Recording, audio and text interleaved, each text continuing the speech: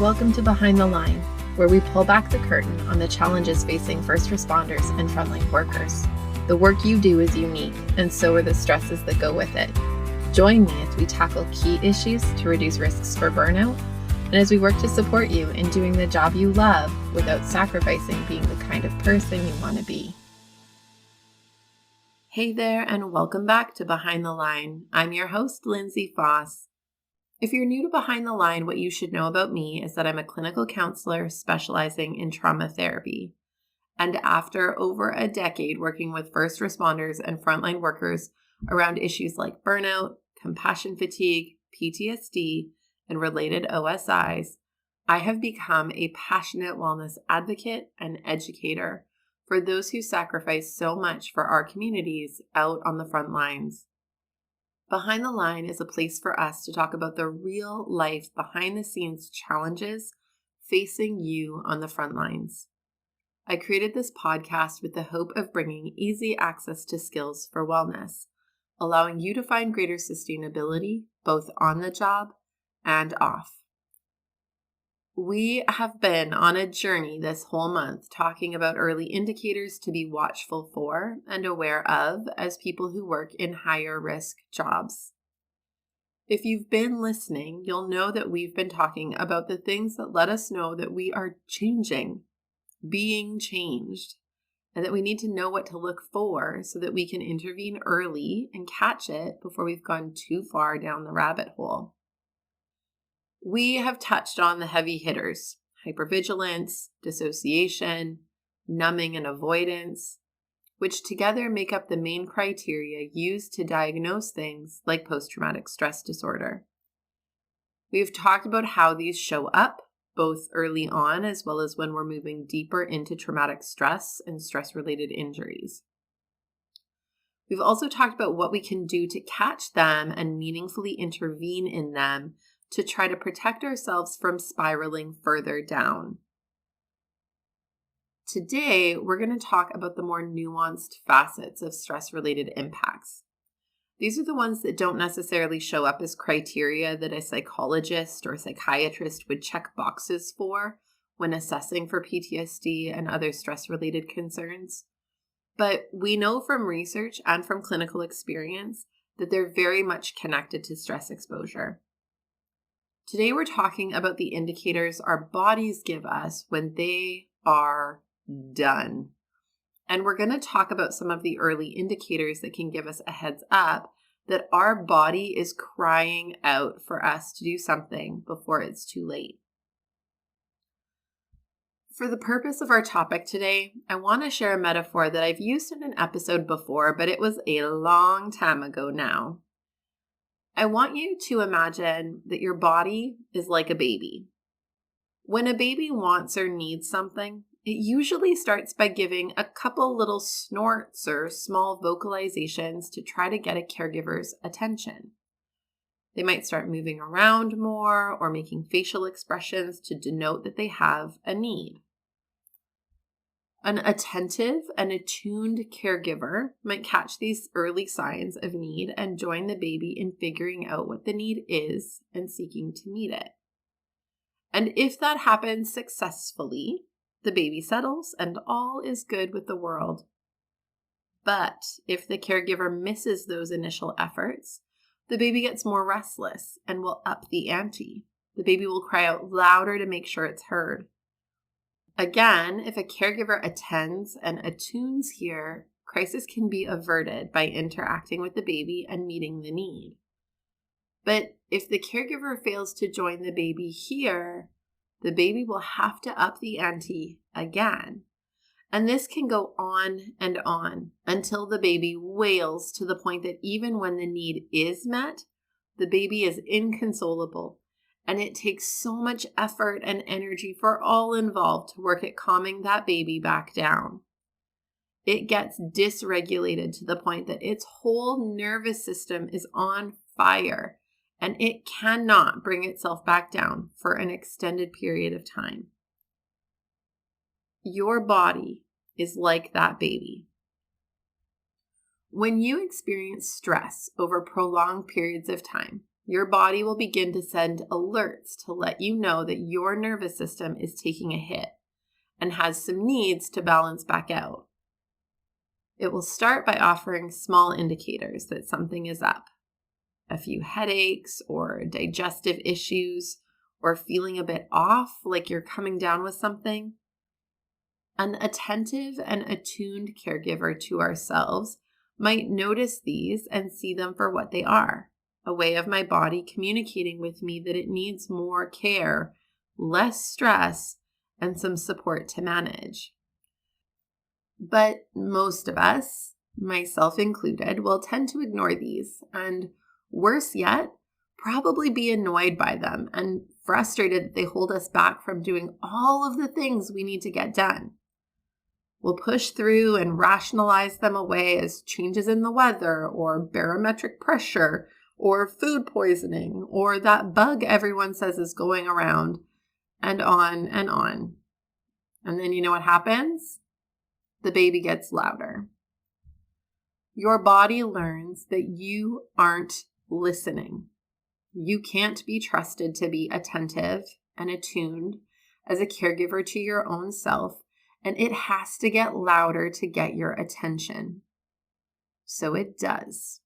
You might notice new patterns and frequency and intensity of headaches, brain fog, dizziness, digestive issues, muscle pain, sensitivity to light and sound, immune issues, and so on.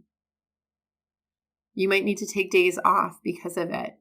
You might notice you're taking more sick days than usual. You might notice that you're feeling less well, but others in your family don't seem to be catching the same bugs. Again, if we can be the attentive and attuned caregiver, we have an opportunity to interact with ourselves and build trust with our body and brain by being actively responsive to the needs we're hearing and picking up on. It's funny because I see parents do this all the time with kids. Kids say they have a stomach ache every morning for a week, and parents know that while it might be a stomach bug, they are just as curious about what's going on at school that might have that kid feeling tight and tense and ill. We know stress shows up in kids' bodies, and we explore that with and for them. But with us, we have a high tendency to gloss over it, push past it, shush it, demand that it shut the fuck up so we can keep functioning to the level we have demanded of ourselves. And if it doesn't go away, we just chalk it up and assume it's probably cancer. Okay, that might be a little bit dramatic, but frankly, only a little. We for sure do have a tendency to assume that for us, it's just an annoyance or something medically serious. We fail to account for how our bodies serve as a feedback and alert system for all that is going on with us, medically, but also psychologically. We know that our brains impact our mental health and wellness. Did you know that your gut is considered your second brain? That it has many of the same functional capacities as your brain to give orders and exert influence over your body's systems, including your immune function and nervous systems? Our bodies are these incredibly intricate, interconnected systems. The design features are beautiful in their immense complexity. We were designed to have every part of us offer feedback to other parts of us, to have delicately nuanced interconnectivity. But all of this design is useless to us if we don't stop and listen to it and develop the capacity to know what to listen for. Again, like the baby, our bodies don't speak a language we understand. There is some guesswork and trial and error involved. But if we join and attend and attune, i.e. try and make an effort, we come to learn the language. We develop a parent-like knowing of what the specific grunts and gurgles mean, and we grow in our ability to be responsive to those needs. Gabor Mate, in his fantastic book, when the body says no, writes this, quote, "The salient stressors in the lives of most human beings today, at least in the industrialized world, are emotional. Just like laboratory animals unable to escape, people find themselves trapped in lifestyles and emotional patterns inimical to their health. The higher the level of economic development, it seems, the more anesthetized we have become to our emotional realities. We no longer sense what's happening in our bodies and cannot therefore act in self-preserving ways. The physiology of stress eats away at our bodies, not because it has outlived its usefulness, but because we may no longer have the competence to recognize its signals." End quote. We cannot act in self-preserving ways because we may no longer have the competence to recognize our own body's signals. That's what he identifies as he outlines a myriad of stories that demonstrate ways that our bodies will continue to get louder and louder and louder in an effort to make us listen and serve our own needs. In his book, he talks about a host of cases of significant medical disease that emerge in connection to long-standing stress exposure. He argues that when we ignore and ignore and ignore our bodies, they will eventually force us to meet the needs. Our bodies will force us to stop working by making it impossible to work. They will force us to stop meeting the needs and demands of others because they will take us out at the knees and make it impossible to continue doing what we once did. If we won't be the caregiver and meet the needs, our bodies will impose it on us, but at tremendous cost. Gabor Mate also says, quote, "Learn to read symptoms not only as problems to be overcome, but as messages to be heeded," unquote. And this really does align with our baby metaphor. There is a message that is trying to be communicated, and for a reason that feels important to your body. It needs you to know something, and it's doing all it can to get you to listen. We need to be willing to examine symptoms not just as annoyances, inconveniences, medical illnesses that need treating. We need to be willing to be open to hearing what our bodies are trying to say and to show up as willing caregivers who can make efforts at interpreting and meeting those needs. Now, that doesn't mean that we ignore medical illness and don't intervene with treatments. I don't mean for you to go to new extremes and chalk everything up to stress and never go see your doctor. What I am saying is that it is both. It can be both. It can be that you are getting sick more often, catching every cold and flu bug that comes around. And you may need medicine or vitamins or immune boosting support to help overcome that. But we shouldn't just treat it without wondering why we are getting sick more often. What might be depleting your immune system and compromising your ability to fight off things you used to be able to fight off? What might your body be telling you with the frequency and intensity with which you are getting sick? Could it be that your body is signaling to you that stress is costing your body so much that it is wearing down your immune reserves and compromising your body's ability to fight off small bugs? It can be that you are getting headaches more often or feeling them more intensely. While you should talk to your doctor about that and use what you need to in order to manage pain, it isn't enough to just treat it and go on like it's all fine. Why were you getting more frequent or intense headaches? Have you been clenching your jaw at night? Are you carrying more tension in your neck and shoulders? Are you holding your breath or breathing shallowly more often? Is stress impacting your blood pressure, oxygenation, and other factors that can lead to headaches and migraines? When we think about what our body might be alerting us to, we can respond differently. Instead of just taking pain meds and deciding this is something we have to live with, we can look at reducing stress or intervening at levels that support our body. Maybe massage, yoga, meditation, and other tools could offer supports that allow me to mitigate the concerns and meet my body's need to balance the demands on my nervous system. Behind the Line is sponsored by Beating the Breaking Point. Beating the Breaking Point is a 7-part online training program designed specifically for first responders and frontline workers, and tailored to fill the gaps in your training to support resilience and sustainability.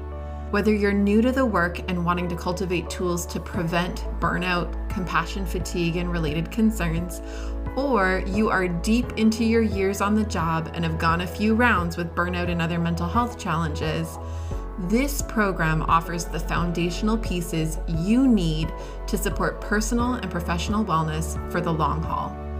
You are a helper. You love your work and you sacrifice a lot. Investing in you and your sustainability is the best gift you can give yourself and those who lean on you. We make this program as risk-free as possible by offering a limited money-back guarantee to ensure that it's a fit for you. If you enjoy Behind the Line, you are going to love this program. Google Beating the Breaking Point Lindsay and find everything you need to get started, or use the link in the show notes. Now, back to the episode. When retired RCMP member Jen Pound came on the show, she shared about her experience of PTSD manifesting as a cold she just couldn't shake.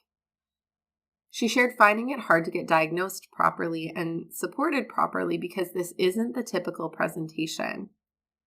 It went on and on because she thought eventually she'd get better, but she didn't. And by the time it was identified for what it was, it required so much more effort to try to come back from it. She tried to push through for some time, and the wear and tear took such a toll. I so valued her sharing her story because it's incredibly valuable and instructive. We need to know what to watch for. We need to know how to be interpreters of what our bodies are trying to share with us. We need to know that our bodies are trying to communicate, not trying to be assholes who get in our way. We need to interact with our bodies and the feedback our bodies offer us in such a way that gives space to make sense of it and work with the message together. We need to create space to be curious about how our body is doing, changes we notice in how it's being, and aware of what it might be telling us about our own needs. No one can do it for us. No one can listen to our bodies on our behalf. We can recruit helpers like counselors, naturopaths, massage therapists, and doctors who support us as we work to learn to interpret our bodies. But we have to do the work and put in the time. Like learning what a new baby's grunts and gurgles mean, we have to spend time, pay attention, and really tune in. We have some trial and error. We may hear the baby and try feeding it, changing its diaper, and still find that its need has not been met. We try things out and see what the response is. Does it soothe or not? And go from there. It's the same for us. We need to be willing to invest the time to pay attention, try things out, experiment, and listen to the feedback. Does this soothe my needs? Maybe a little, but it's still there. What can I try next? Ignoring and hoping it will go away can't and won't work. Like the baby, your system will just continue to get louder and louder until it becomes so dysregulated that no amount of soothing will bring it back down. Also, just like a baby, your worth and value are defined not by what you do, how you perform, how much you give, but by who you are in your simple and glorious existence. You deserve to be treated with the same caring regard as you would treat a precious newborn. You deserve the same level of attentive, attuned caring that we invest in small humans who will grow to be big someday. You deserve to continue to be invested in the same ways you deserved to have been invested in when you were small, helpless, and dependent on people to nurture you. Your needs haven't changed, just your size has. You are no longer dependent on caregivers to meet your needs. You are now the capable and reliable caregiver who can show up for you and be trustworthy in being responsive to your needs. The power is in your hands. All you have to do is pause to listen to the feedback, learn over time, and through experimentation to interpret the feedback and consistently work to show up with efforts to meet the needs identified by that feedback. As we wrap up for today, I want to remind you to please reach out and connect if you have any questions or feedback. You know I love hearing from you and shaping this podcast to echo your needs and interests. I love hearing about what you're working on and how you're using what we talk about on this show. You can find me on Facebook and Instagram at Lindsay Faas, where you can follow me or tag me, or you can email me at support@thrive-life.ca. To those who love this podcast and share about it to those you know, I want to continue to say a huge thank you. I so value you helping us to make a difference for other frontline helpers who risk so much to serve our communities. Know that we can be found online on our website, on most major podcast platforms, as well as on YouTube. We make all of our resources available to you because the work you do matters. But more than that, you matter. And we want to make sure that you have what you need to keep up the good work at work, as well as in your real and amazing life outside of the work you do. So use it and share it. And until next time, stay safe.